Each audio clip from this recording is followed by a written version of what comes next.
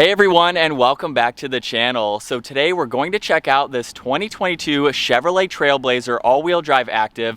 This model is finished off in vivid orange metallic with the white roof and the white mirror caps, and it also has an MSRP just under $32,000. And to start off today's review, let's look at what powers this Trailblazer. Underneath the hood is the 1.3 liter turbocharged 3-cylinder engine that's paired to the 9-speed automatic transmission. It pumps out 155 horsepower, around 5,600 RPM, and 174 pound-feet of torque as low as 1,600 RPM.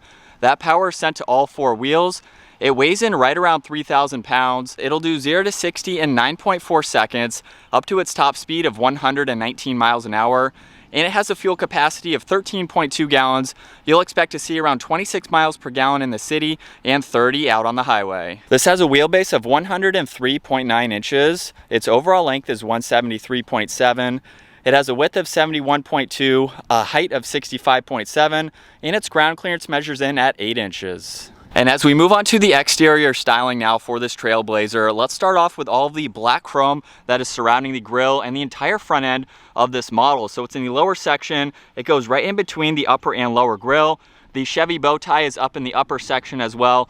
And there's even a lot of cutouts right in that middle grille to provide a lot of cooling to that turbocharged engine. This model does have halogen headlights and LED DRLs and LED turn signals. Now the headlights are actually in the middle. So the upper housing is the turn signal and the DRL. And then in the lower section of the bumper is the LED fog lights. So it's really neat to see that broken up with the headlight in a non-traditional area. And there's really nice lines that come down the hood, meeting the top of the headlights very nicely. And I like how the black chrome goes underneath the headlights, goes in, and then back out towards the fog lights. So it gives it a really cool design. Now the Activ model is meant for more rugged purposes. So there are skid plates up underneath. This has an off-road tuned suspension. It even has these more rugged tires as well. So that way you can take this off the pavement. It's wrapping a 17-inch wheel with a multi-spoke design as well as a two-tone finish. Now as you can tell in the front, there is some plastic in that bumper, and that trim runs around the fender flares as well as the lower section of the door. And like I mentioned earlier, this has a white roof along with the white mirror caps. Very bold color combo, but I think it works very nicely.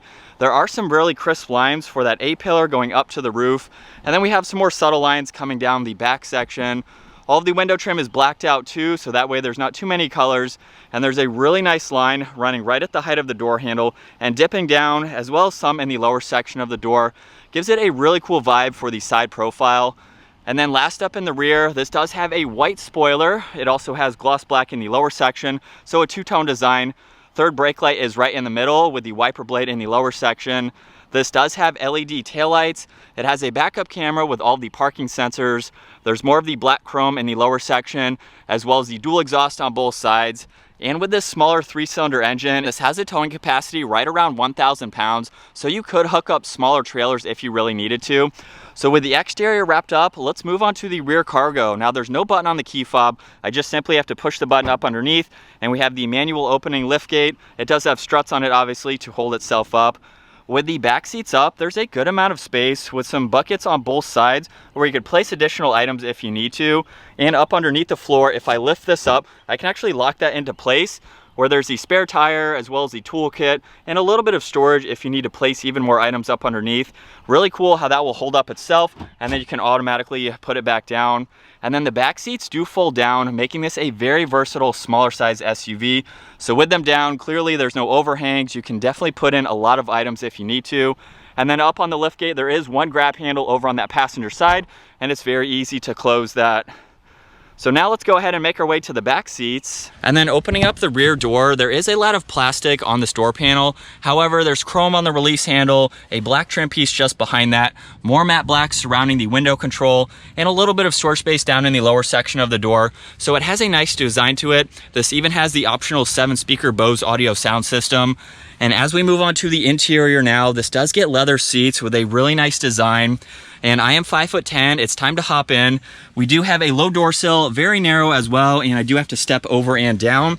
And with the front seat set at my height, I have plenty of room for my legs and my feet. There's even a little bit of storage behind both front seats as well.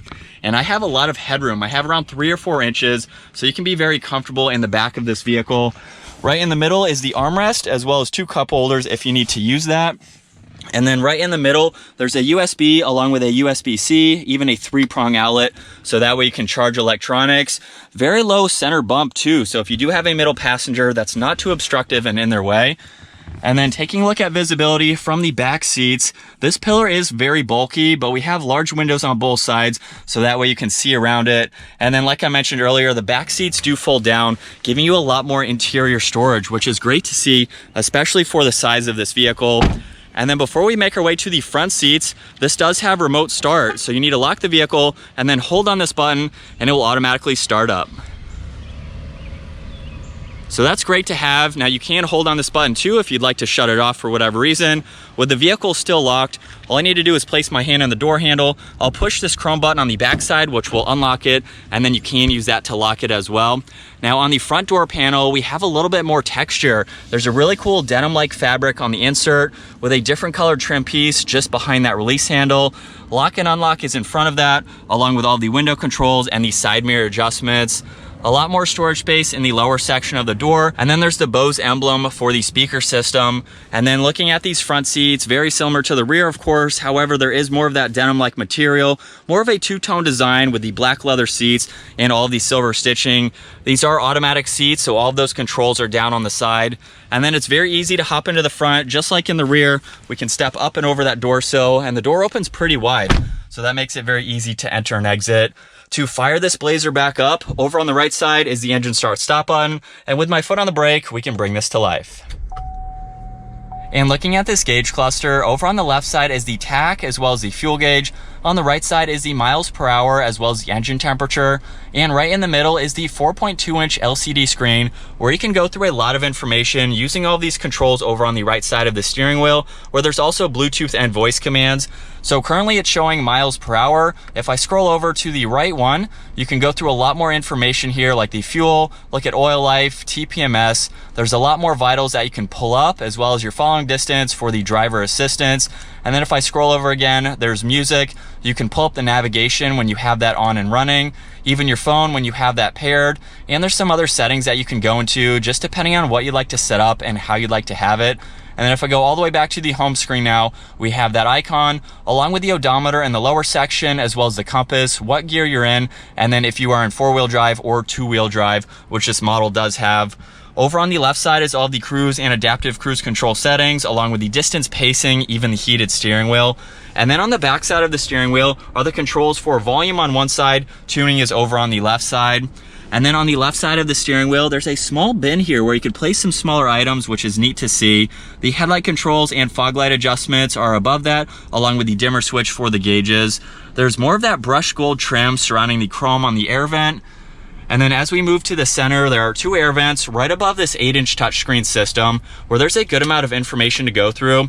Now currently on this home screen, it's showing music right now. If I click in the lower left, now we can pull up music on one side with phone on the other side when you have that paired. And then if I scroll over, we can go through a lot more of the icons like Apple CarPlay, Android Auto. You can go into the different apps. There's even the climate controls and My Chevrolet.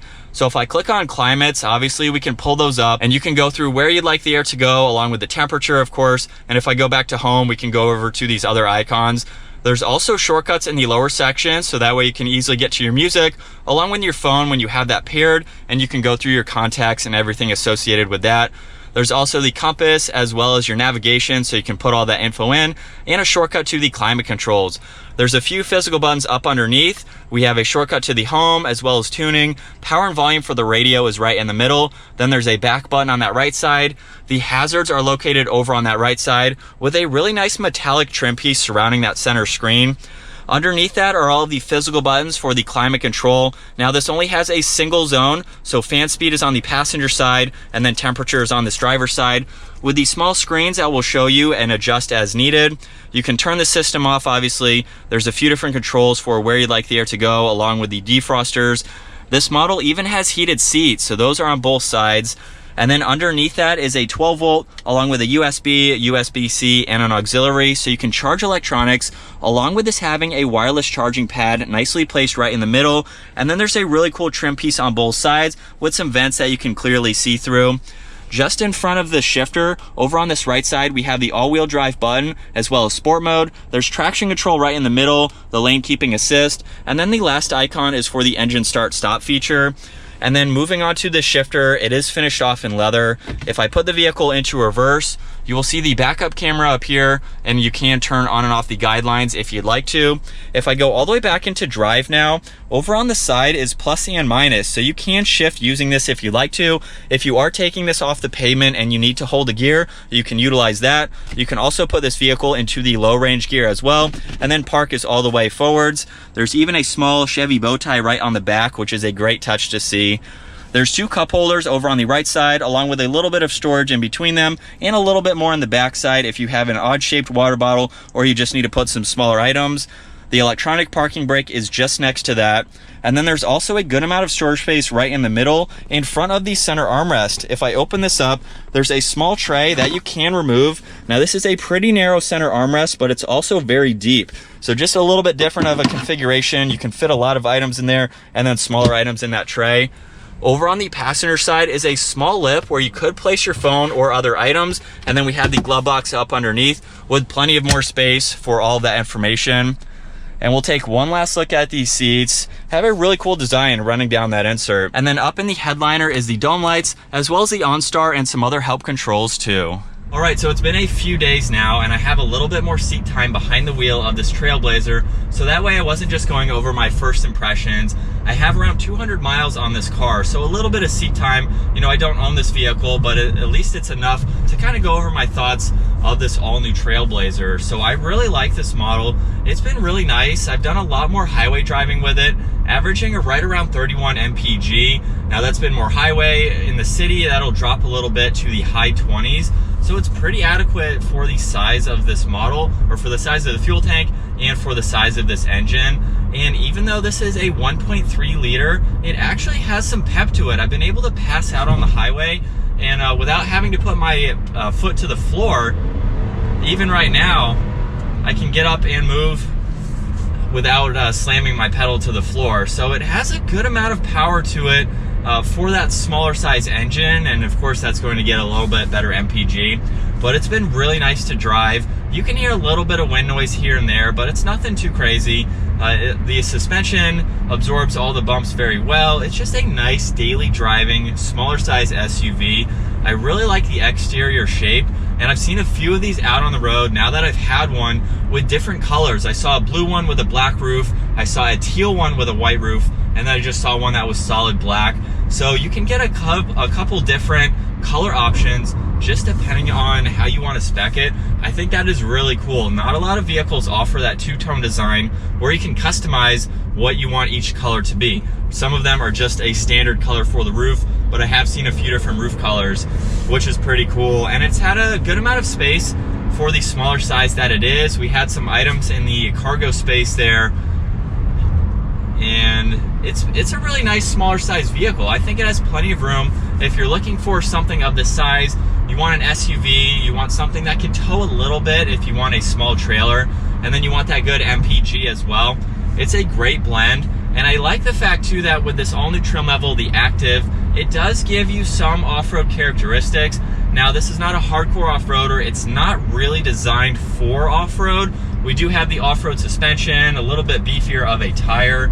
I do wish, however, maybe it came with a little bit of lift. I know some other manufacturers offer like a 1-inch lift or something like that, just to give you a little bit more ground clearance. So it's not too off-road focused. It's kind of just a mild off-road kit. So you can take it on gravel, you know, if you're going camping, hiking, you're going to the mountains, you can actually drive it in those situations, and it gives you a little bit more protection. So that's the purpose of this, just to get out and explore and do some adventures like that. But from a stop,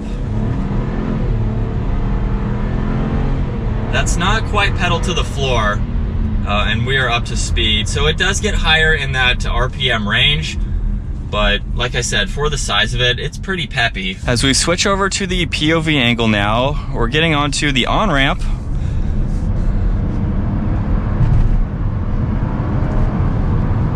That is about 80-85% throttle. I didn't go all the way down, but we're up to cruising speed already. This is a pretty long on-ramp. but we are ready to merge. And as far as visibility goes, it might be a little bit hard to see from this angle, but looking over my left shoulder, really easy to see. As you saw earlier, that pillar in the back is pretty bulky, but honestly, driving this around, being on the highway a lot, where you need to obviously look left and right, depending on which lane you're in, it really hasn't been all that bad. I have plenty of visibility out of that rear view mirror. I can use my side glass, so it feels very roomy and open on the interior. Even though that pillar is slightly bulky, you can't see around it, so I really don't have any issues with that, especially after driving this a few days. And what I really love about this model is, even for the price, we have the full adaptive cruise. So I can quickly set that. I have the distance pacing, and this has been really, really helpful. I was in stop and go traffic out on the highway, and I didn't even have to touch the gas or the brake. It made it very helpful. I actually forgot that this had this because I'm not used to it, and my ankle was getting a little bit sore. I thought, oh, I can use this, set it, and it just makes it so much nicer. So for the price point of this vehicle, it's great to see that it offers technology like that. And then we have some more tech in the middle screen. You can go through all that info. Nicely laid out. I like everything else. It's in a really good configuration. We even have the wireless charging, which I'm currently using, which is a really nice technology feature. So I think that for the price, this is packaged very nicely. And now that we're out on the highway, I'm not sure if the camera can pick up the wind noise. Like I said, very, very minor. So there's really none. There's no tire noise. Traffic is a little bit here and there, but again, most cars will have some traffic noise just depending on the other vehicle. But it tracks very nice out on the highway. We have the lane keeping assist, which you can quickly activate if you like to use that.